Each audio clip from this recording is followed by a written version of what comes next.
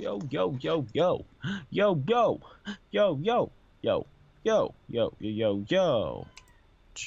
Hey guys, it's Tim, and this is Pro Wrestling Unlimited. As we're here with another Monday Night Raw review, and as you see in the title, Raw just seemed all over the place tonight as far as stories and everything else went. Like, what the hell is going on with Baron Corbin? He's the, what is he called? He's the Constable Corbin. The Constable Corbin.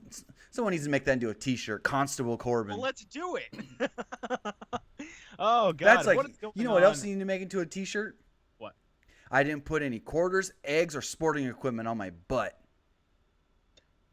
CM Punk said that on the stand in reference to measuring the lump on his ass. Mood. Oh, God. But welcome to the Monday Night Raw analysis, breakdown, review, recap, feelings, reactions, thoughts, prayers, synopsis, other words that we can fit in there that are synonyms for June 4th, 2018. And before we start, Crazy JJ26, I don't fucking know. It's very lucky if we get a notification. But I would like to give a happy birthday to my older brother, who is 23 today. He just left. He's going up to spend the couple days with his lady friend up in a hotel. So most likely it's going to be a good time for him. And I get to have the room to myself. But happy birthday, bro. I love you. I doubt that you're watching, but if you are, happy birthday. Now let's get to the shit fest that's known as Monday Night Raw. So, I mean, you knew Raw was going to be bad when it starts off and you see David Otunga sitting at the announce table. No. You know it's going to be bad when you see Jonathan Coachman. No. I would rather have anyone ever You coach would me. rather have Otunga? I put out 2 polls. Same poll, but on 2 different platforms. One on Twitter, one on the community tab here on YouTube. I said, who would you rather have on commentary with Cole and Graves? Coach, Booker, Otunga, or Byron? Twitter fam, they all said Booker. YouTube, they said by 3% Coachman. Ain't nobody wanting Otunga. Coachman sucks, dude. Better than Otunga.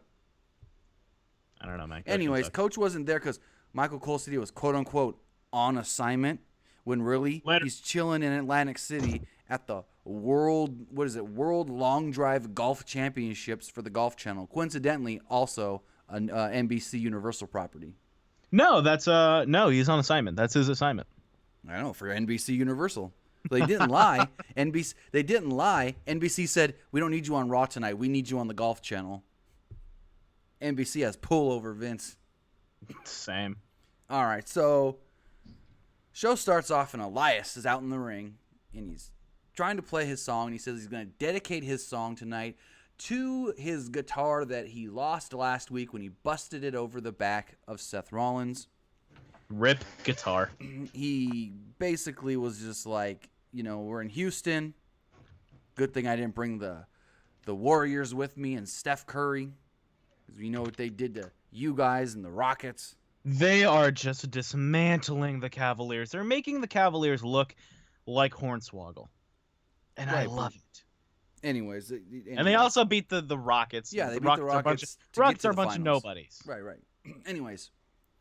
So, Elias bragged more about last week, said he had no remorse. He said he was sad that he lost his guitar, but sometimes you have to sacrifice. He included, and then he was interrupted by Seth Rollins. Seth came out, and Elias had his guitar. Hold on. Thank you for the $1.99 from Super Megatastic. We appreciate it. All right. So he comes out, and he's looking like Jeff Jarrett, ready to swing that guitar over somebody's head. Seth comes down, grabs a steel chair from under the ring, and the crowd's just like, what are you guys doing? Like, it's not like they had kendo sticks, like they have a lightsaber battle or something. No, one's got a guitar and one's got a steel chair. Mm-hmm. Kind of weird. So Seth gets in the ring. He smacked the guitar out of Elias's hands. Rollins had him cornered, and then Jinder and Sunil Singh run in. So they start putting the boots to Seth. When what happens? The big dog runs out. Big dog! Big dog comes out and tries to even the odds. And then Kurt comes out and says, we're going to have a tag match, playa. Old Teddy Long. We're gonna have a tag match plan. You guys ain't down with that. You can go one-on-one with the Undertaker. So, go to commercial, come back, got tag match. Elias and Jinder taking on Intercontinental Champion Seth Rollins and Roman Reigns. Match was okay. There was a funny spot to start the match where Mahal and Elias kept tagging out to avoid being in the ring. Like, one would get kind of close to either Seth or Roman. And once Thank it you looked like again they for were the $1.99 Super Megatastic. Thank You're an you. idiot if you think we're gonna read it, but thank you for giving us money to say that. so like every time it looked like they were Fucking going idiot. to start to get physical, like tag out, and then it looked like they started to get physical, and tag out. That was a little chicken shit heel thing. I liked it. So finally, Rollins got Elias into a chin lock spot. Reigns got in with a hot tag. Mahal clotheslined him. A little bit later, after a commercial, Mahal applied a chin lock on Reigns this time. Elias tagged in and knocked Rollins off the apron. Rollins responded by simply stepping back off the apron. A little bit later, it was weird because it looked like Rollins was going to set up for the stomp. And Michael Cole was just like, he's going to do it. He's setting up for the move, the stomp. Yeah, he phrased it very weird. It's like he wasn't sure when he was gonna do it. Yeah, It's really it was like, weird. what the hell? It was really weird. You gotta And- love that. In the end, though, Elias did end up pinning Seth Rollins with a drift away. I thought it was an okay opener. Almost went like 20 minutes, though. Dude, another $1.99. Thank You you. just, Super majestic. I mean, you could just keep wasting money on us. I don't give a fuck. Hey, I appreciate the donation. I do too. He thinks he's getting over on us. So I mean, the tag match wasn't bad, but it was your typical Raw opening tag match. Nothing special about it either. So they showed Bruce Pritchard at ringside, plugged his podcast, and then Kurt Hawkins was in the ring. I was confused. So they show Kurt Hawkins in the ring. He talks about how he's not going to get his 200th loss. And there's a table of tacos just sitting at the end of the entrance ramp. Listen. I would have loved nothing more than if Hawkins would have won against a jobber and free tacos were fucking handed out. Like, you know how they do the free tacos during the World Series of Was a that player what he was steals. going to do? Give the tacos out if he won? Yeah, everyone Oh, in see, I the didn't arena get was it. gonna get it. You just thought he had tacos. I was just like, why the originally fuck are available. tacos out here? I He was just so brought- He confused. brought catering to the fucking ring. I was like, what is this? Fresno Grizzlies Taco Tuesday? Oh God, no! Don't they do that during the World Series? I don't know. I just know that Oh yeah, it's steal a base, steal a taco. You get one free Oh, taco from that's Taco right. Bell if someone steals a base. also in the NBA, I think it's also a knock on the NBA because Taco Bell's got a promotion. If a team wins on the road, you get a free Doritos Locos taco.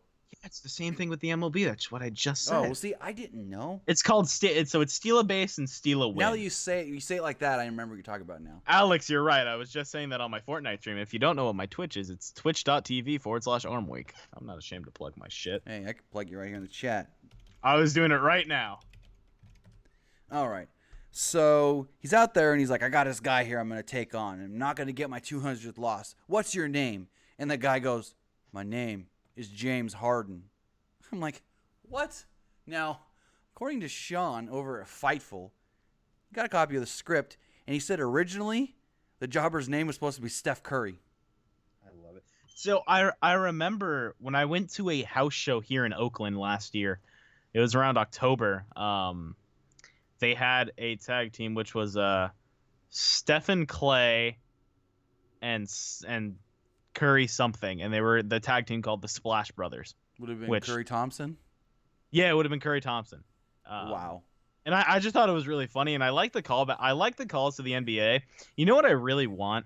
I want us to get so successful that WWE has no choice but to make a WWE title with the side plates of our logo and send it to us. Wow. Dude, fuck a plaque. I want that.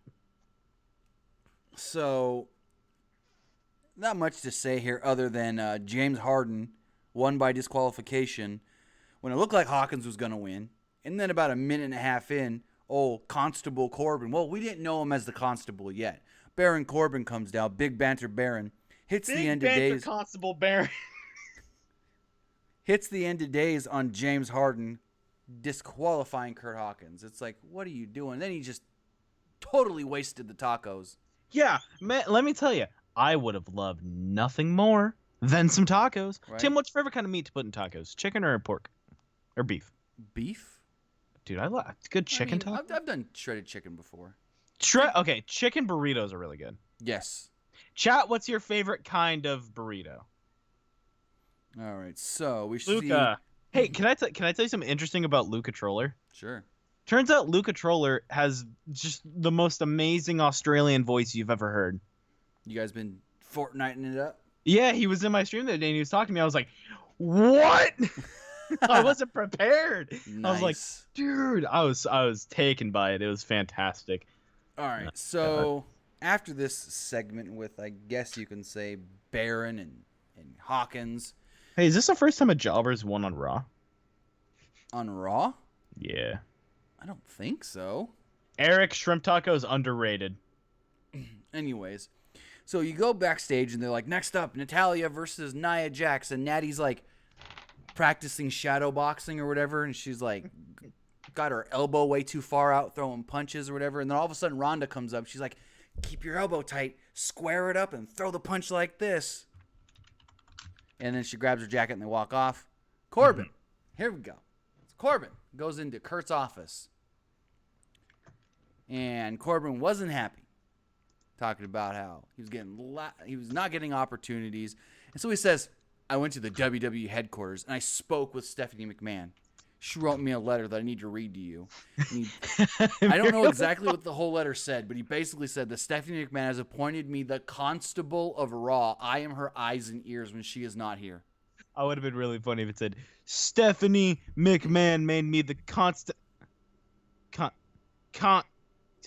Kurt, what's this word? Constable. Made me the constable of Raw. That would have been fucking phenomenal. Made me Kurt, what's this word? Well, I'm just he wrote confused it on his hand. Is he Kurt's boss? Is he Kurt's equal, or is Kurt his boss? Because he basically told Kurt what to do tonight. He's okay. So at the store that I applied for a while back, I won't say the name of it. Don't tell me it's Austin Bischoff and he's the sheriff. No, but what's really funny is that there's this job I applied for, and there's manager, assistant manager, first assistant manager, and second assistant manager. So I'm assuming it's like that. Right. I'm assuming it's like that. What culture of wrestling versus PWU? Let's fucking do it. Simon, let's get it. Which one would Corbin be? I guess he would be second. It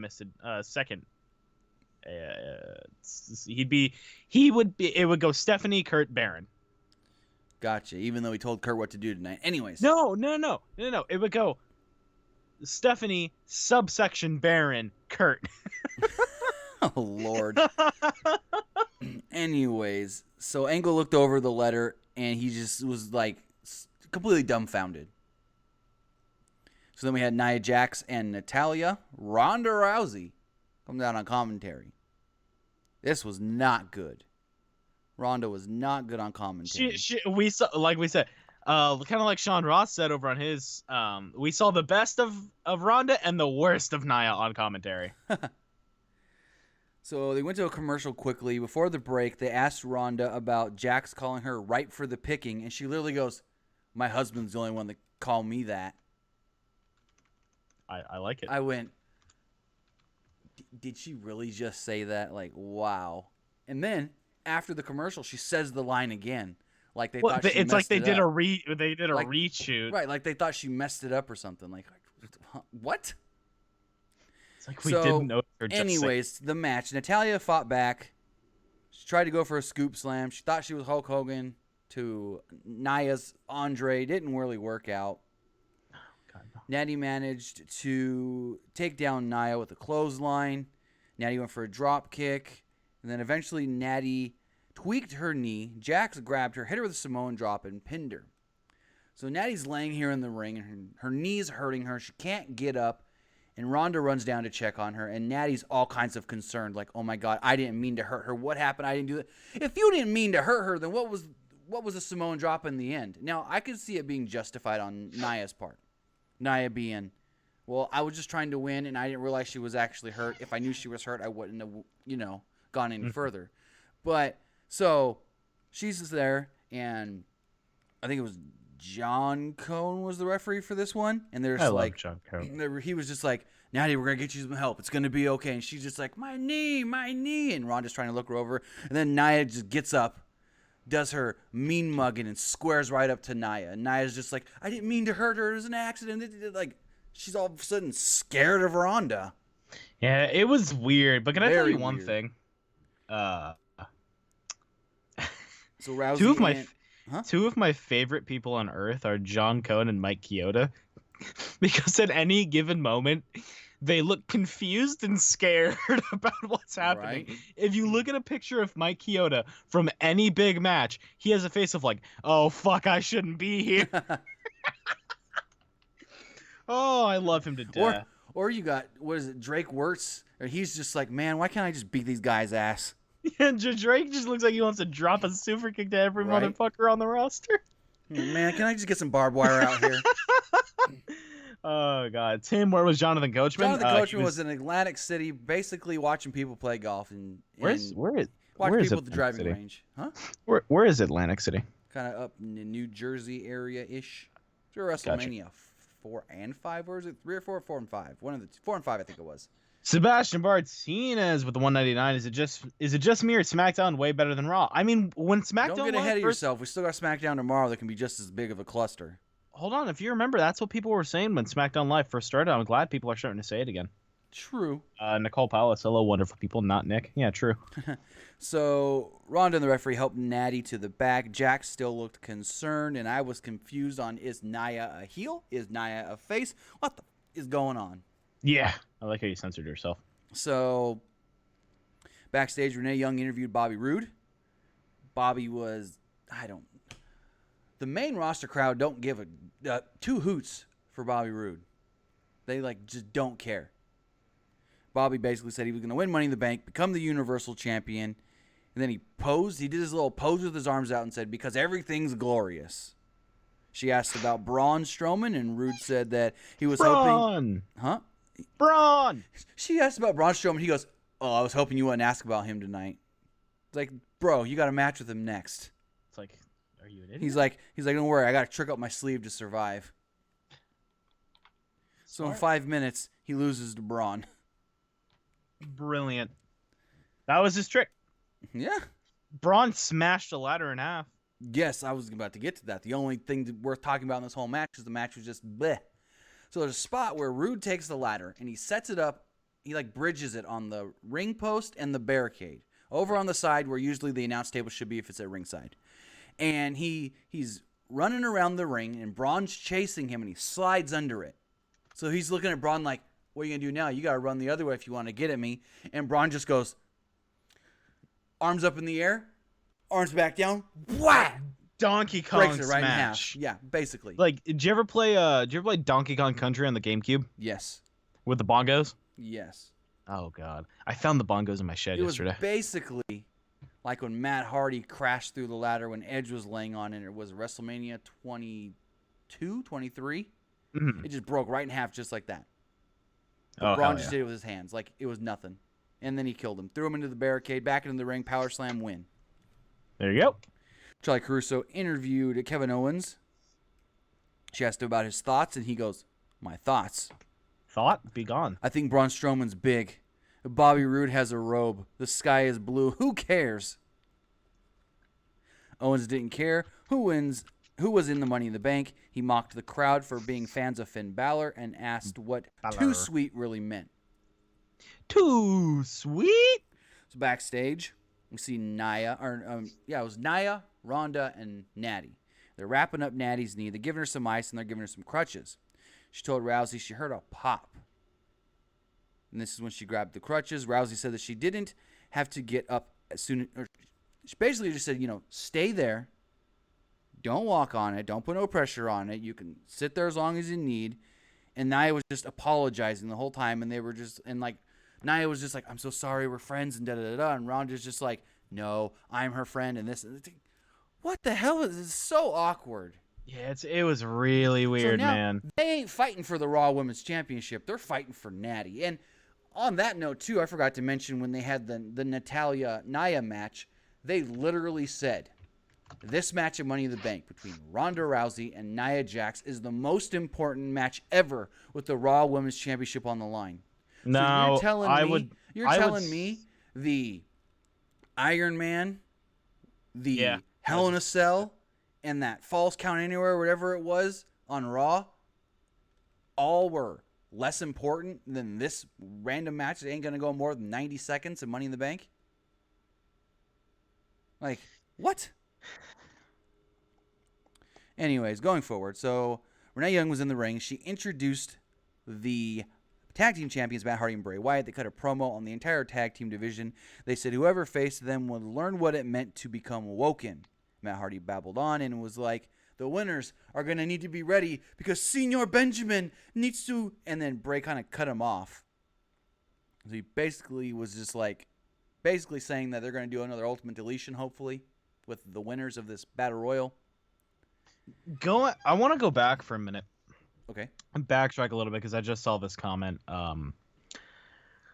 So they were tending to Natty backstage. Right.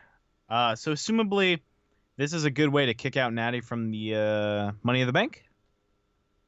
Well, I'm going to get to that because there was another thing that made... Okay. I didn't know. I forgot there was another thing. That's all right. So, anyways, it was a Battle Royal tag teams. There was... let me see if I remember all tag teams in this. It was the B team, McIntyre and Ziggler, who wasn't announced till tonight. Ascension, Breezango, The Revival, Titus Worldwide, Slater, and Rhino. So everyone comes down to the ring. And before JoJo could even do her introductions and say, this match is a Battle Royal for the #1 contendership, they just start fighting. Then you see, I think it's like Titus and a couple others kind of like they pause for a second and then realize, I can't stop now. We've already started. So they just keep on barreling through wrestling while JoJo does her intro. Except for the two smartest guys out there, McIntyre and Ziggler. They go onto the apron and they wait for JoJo to finish.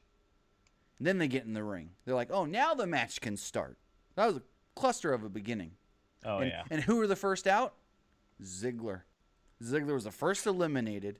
Him and McIntyre first eliminated. When the whole time the match is starting, Corey Graves is like, that's the favorite. Those guys are going to win. The bona fide favorites right there, Ziggler and McIntyre. And they were the first eliminated. So Ascension was eliminated by, I think Victor was eliminated by Fandango. Then they were hyping up the Revival, as they were like, Revival, they're not going out there and just beating on anybody. They're focusing on one guy at a time and throwing him out of the ring. And as soon as Corey says that, Wilder gets thrown over the top rope. Eventually, it's the B team, Slater and Rhino. They try to double team Rhino for a second. Doesn't really work. They get I think one of them gets a knee to the face I think Dallas gets a knee to the face from Slater. Then Slater hits like an axe kick on Bo. And all of a sudden, Rhino's on the apron. I forget how exactly he got on the apron. He's on the apron. Slater goes to pick up, I think it's Bo. And he kind of slips, backs up into Rhino, knocks Rhino off the apron. And that's how the B team wins. It's weird, but I like the win. And so Slater's in the ring, and he's just like, what just happened here? And then JoJo, your winners, she's like, your winners, Curtis Axel and Bo Dallas. So they grab Slater and just throw him over the top rope. And they're just doing their whole crazy celebration thing. And they're the new #1 contenders. So, hell yeah, first of all. And I do want to mention something as I load it up on my computer here. Shop.wwe.com. Oh, Lord. That's the website I'm going to. I just want to let it be known. The B team. Ooh, 25% off your order. Including what? Ooh, including championship titles and much more. So if you go to new arrivals, the newest arrivals in the store. So if you go to t-shirts and you go to authentic t-shirts, there is a B team t-shirt. Sir. That is what looks like the letter B written in Sharpie with the back saying the B stands for best. $27.99. You can make this shirt yourself plus for about shipping, $6. Plus shipping after that, you're looking at probably $30. Oh, at least 30, if not 35 after shipping and handling. Exactly. When you can go to Walmart, buy a pack of 3 shirts for $5, go get a dollar Sharpie from the Dollar Tree, And there you go, make your own. You could probably buy the the shirts from the Dollar Tree. No, they don't have plain white shirts at the Dollar Tree. At least not my Dollar Tree. Anyways. But yeah, they got merch up there now. It's weird. Though they do have a 10% off or a 20% off sale. I might pick up that Alistair Then Black. another weird segment. Bobby Lashley comes out. Wearing a super tight, was it orange shirt or something? White. Yeah, he looked fucking weird. Now, here's my thing, though. Bobby Lashley's, what is he, 39, 40 years old? Yeah. He looks my age. He looks like he's no older than like 31. I'm 29. He looks like that. He looks literally like he might have been like 19 when he was in WWE the first time, and now he's in his early 30s. Like, how old was he in WWE in his first run? Well, I mean, it was 10 years ago, so he had to be in his early 30s then if he's like 39, 40 now. Good. He's good. God. He aged well. Man aged well. He's a good-looking guy. What can I say? Oh my God! What is this Elite Series WWE replica title for $2,000? Oh yeah, it's like the most authentic title I don't even know. Just go to A&J. Apparently, it's supposed to be better. Apparently, it's supposed to be better than the title that they carry around on television.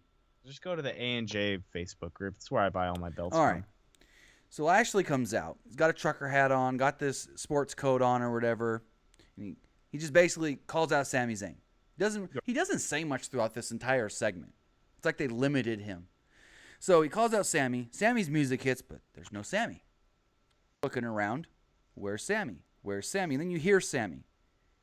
Sami's in the crowd. Naturally. And Sami's like, I ain't getting in the ring with you. You're just going to want to beat me up. No. So he goes, Bobby Lashley, try to always be cool and nice and this and that. And I found your Instagram, and it's full of inspirational messages. So he reads a couple of them. He's got them up there on the big screen. Zayn called himself an intellectual himself, and he wanted to dig a little deeper. So he logged into one of his anonymous accounts, one of many that he has, that he just uses, and he DM'd Lashley, thinking, you know, if he tells Lashley that you've inspired me and that you've helped me get through things with your inspirational messages on Instagram, he'd get a good personalized message back. But no, what did he get? A link in the DM. And the link sends him to the VIP Bobby Lashley fan club. Naturally. He says, and what can you get at this fan club? You can get a $20-something, what does it say, like a $25 Bobby Lashley, $25 Bobby Lashley headband, a $30 Bobby Lashley photo. Is this just the Bobby Lashley Patreon? I guess. And so Sami's walking, he's like literally walking from one side of the arena to the other and going up the stairs towards concession. And Bobby's like, Sami, I called you out here because I thought you'd want to come and meet me face to face. And he was just like, why would I want to do that? He's like, you just lie. That's all it is you just want to get yourself over and you lie. I don't even think you really have sisters. Do you, Bobby? Do you really even have sisters? He goes, you know what? I don't even think you served in the military. And Bobby Lashley takes off his sports coat and he just gets pissed. But he never says a word. Yeah, that's a weird thing to bring up. Never says a word. Like he doesn't say, yes, I did. He didn't, nothing. He just takes off his sports coat and just gets mad. As mad as Bobby Lashley can look. Because he always just looks happy-go-lucky. Anyways. And so Sami just walks away. And the crowd's slightly, USA. Yeah. And then Michael Cole gets on commentary.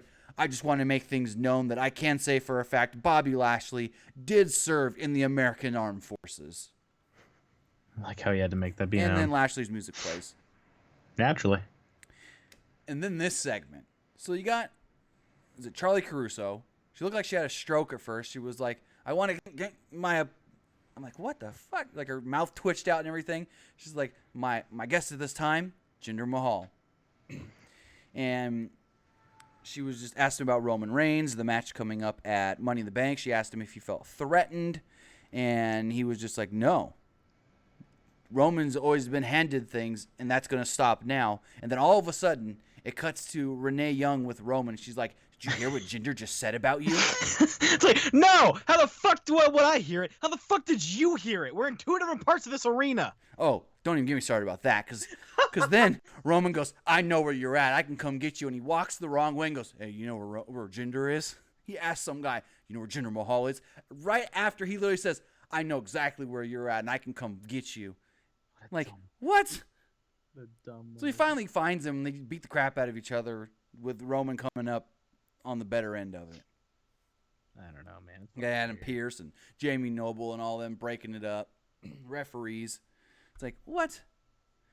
So, Alexa Bliss comes out. Go to commercial, come back, and they're like, this is going to be a 6-woman tag. And then all of a sudden, Sasha comes out, and I'm like, Sasha? What the?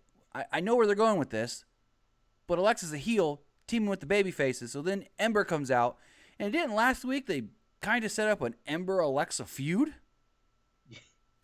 Like, what the hell are they doing here? So it's just a clusterfuck, man. I know. The whole thing's a cluster.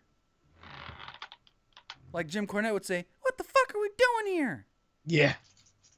Anyways, so Ember Moon starts off the match. Ruby Riott tags in Banks. Banks tags in Alexa Bliss. And Alexa Bliss goes for, she's got, so I don't know how to explain this. Well, I kind of know how to explain it. So, like, Ruby's in the corner. She runs at Ruby. Ruby moves out of the way. Alexa does the thing where, like, she, like, sends herself up and over Ruby. Like, she pushes herself off the ropes. And when she comes down and lands, she acts like she tweaked her thigh. She immediately tags out, rolls out of the ring, disappears. So now it's a handicap match. Ember Moon and Sasha versus the Riott Squad. I forgot to say that. It's the Riott Squad on the other side. I love the Wyatt Squad. The Wyatt Squad? Shut up. Fuck off. Do the goddamn show. Pretend I'm not even fucking here. Anyway, so they start fighting, Banks and Liv Morgan, and they all the triple team on Ember for a little bit, and they don't let her tag in. They don't let her tag out. And then finally Sasha gets in. Then Sasha's in there with, I think it was Liv Morgan. They're going at it for a minute. Sasha needs to tag out. Before she can tag out, they go over. Sarah Logan and Ruby Riott go over, and they go to pull Ember off the apron. Ember lands on her feet, fights him off. Ember jumps back up, and as she does, she gets knocked off the apron again. So Sasha's in there by herself, about to lose. All of a sudden, Bayley's music hits. Bayley runs down to the ring, jumps on the apron, tag me, tag me, tag me. Tags in, gets the pin. They're named the winners. Like, that's not legal. Bayley wasn't even in the match. Yeah, so then you go backstage. You've got GM Kurt and Constable Corbin. And the greatest thing about this is Corbin's like 6 inches or more taller than Kurt, just looking down at him like, what the hell are you going to do about that? That ain't allowed. When he literally goes, when is it okay for a superstar just insert themselves in a match that they're not even booked to be in? And Kurt's just like, yes, sir, I'll take care of it right now. Basically just like, whatever you say. You know who'd make a great tag team? Who? Constable Corbin and a better 205 Live Drew Gulak. Oh, my God. You got Corbin over there. I'm the constable. I'm the eyes and ears for Stephanie McMahon. And you have Gulak. This is my PowerPoint presentation. Phenomenal. Oh, my God. Anyways. My PowerPoint presentation, it's like a shitty BuzzFeed top 10 reasons. No. It's the PowerPoint presentation of Constable Corbin's Rules for Raw. Oh, fuck yeah. Anyways, so they go to commercial. They come back, and you got Bayley, Sasha, and Ember walking backstage. And they're all like, yeah, we won. And they were like, no, thanks to Bayley. Bayley came down and saved the day. And then Ember goes, you know what you guys really need to do? You need to hug this out because I want to go celebrate. And they're kind of looking at each other like, where are they going with the Sasha Bayley thing? I don't even know anymore. Where they're going? They're going straight to fucking hell. I don't know. So it looks like they're going to finally hug it out or whatever, even though they brawled a couple weeks back in locker room. I don't know. And Kurt walks up and goes, I got some bad news. I'm afraid I've got some bad news. And he hits him with a hammer. Unfortunately, I'm going to have to disqualify you guys because Bayley was not supposed to be in that match. And when she did run down, she attacked Liv Morgan. That's a disqualification. The Riott Squad gets the win. Dumb. And they're just like, oh, and Ember just disappears like, well, I ain't celebrating now. Screw that. And then, got a blast. And then all of a sudden, it just randomly cuts to Baron just talking down to John Cone. You don't hear what he says, but he's like talking down to him because Cone was the referee in that match. Like, you should have known. Bayley wasn't allowed to be there. She wasn't booked for that match. Why would you even count? Like, who knows what he said anyways. Then Big Show comes out. Big Show comes out. He introduces members of Team Texas for the Special Olympics. Basically just says, these guys are inspirational. I've been working with the Special Olympics for many, many years now. I love this organization. Let's all get behind Team Texas. Hell Then yeah. Finn Balor comes out. And they were like, Finn Balor has been working with the Special Olympics for so long now. And it's like, Yeah. he has? Yeah. And they were like, Yeah. his charity for the Mixed Match Challenge was the Special Olympics. I was like, that was like 3 months ago. How's that for so long now? He did stuff in NXT as well. I guess. He did a lot of stuff in NXT. So he comes down to get ready for his match with Owens. They announced that next week there's going to be a fatal four-way between all the Raw women that are in the Money in the Bank if they can all make it next week. You've got Ember, you've got Sasha, you've got a possibly hurt Alexa Bliss, and a possibly hurt Natty. So they're playing it up like these two women are hurt and they may not make it to Money in the Bank. Literally on the graphic, there was a question mark next to both Alexa and Natty. Naturally. Like, are you kidding me? We know what Alexa did. Alexa's done it before. Faked an injury to get out of a match. I'm surprised Alexa didn't pop her elbow out because she's double jointed.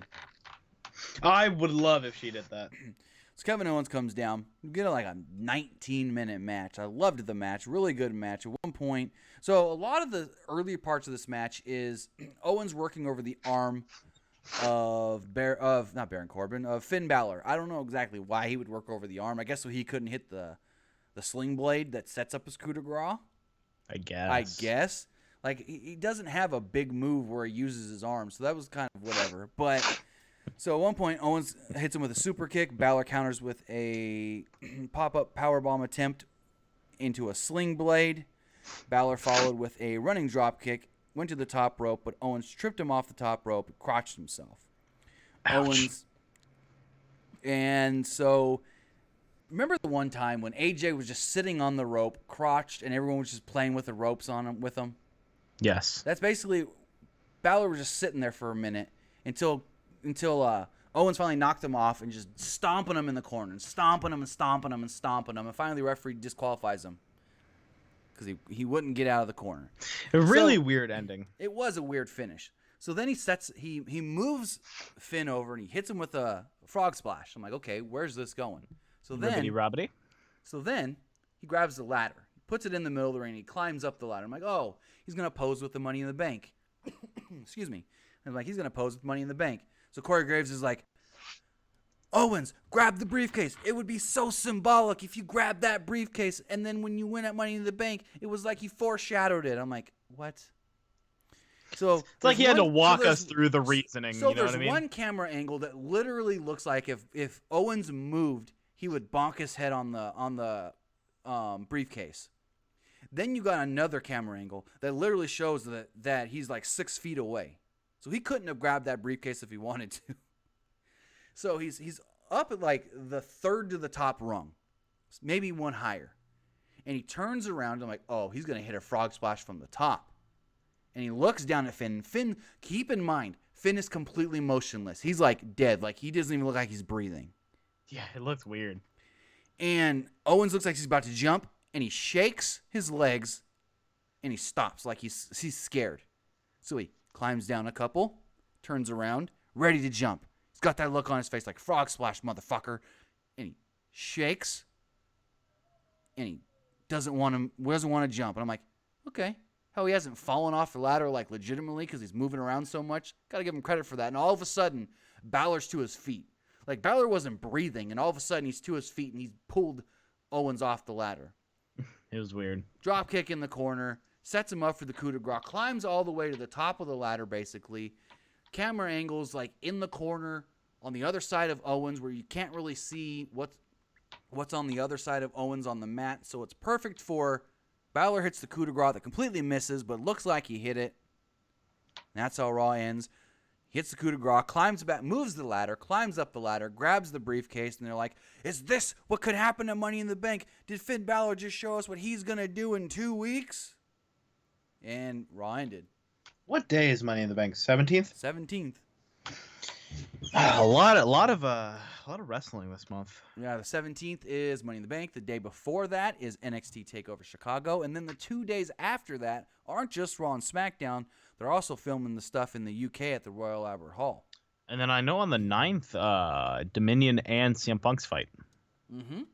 So, a lot of stuff. Well, actually, the Dominion they're technically the same date, but they're not the same time. Day-ish, if you want Well, to for say us, it it's like 2 in the morning. Well, yeah, because the Dominion show is going to air in the middle of the night, Friday night, and the CM Punk fight's Saturday night.